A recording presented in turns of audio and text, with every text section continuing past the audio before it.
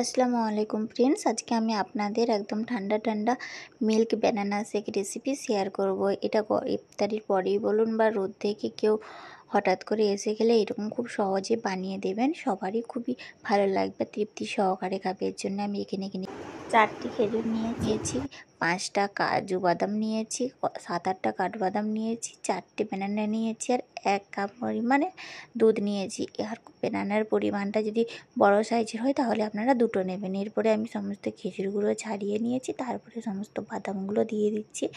এখানে আমি অল্প পরিমাণে একটু দুধটা অ্যাড করেছি আর ব্যানানাগুলোও অবশ্যই আমি ছাড়িয়ে এর মধ্যে দিয়ে দিয়েছি, যেটা আমার স্কিপ হয়ে গেছে। দিয়ে আমি একটি গ্রাইন্ডারে পেস্ট করে নিয়েছি। এরপরে আমি পেস্টটাকে অন্য একটি পাত্রে ঢেলে নিয়ে সেইখানে আমি অল্প অল্প করে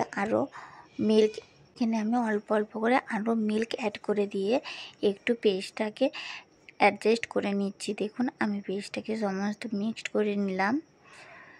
এবারে আপনারা যেরকম থিকনেসের প্রয়োজন সেই রকম হিসেবে, আমার একটু গাঢ়ই পছন্দ পার্সোনালি, তাই আমি এইরকম থিকনেসে রেখে এরপরে গ্লাসে সার্ভ করে দিলাম। আপনারা চাইলে কিন্তু এই অবস্থায় আরও অল্প করে মিল্ক বা জল অ্যাড করতে পারেন।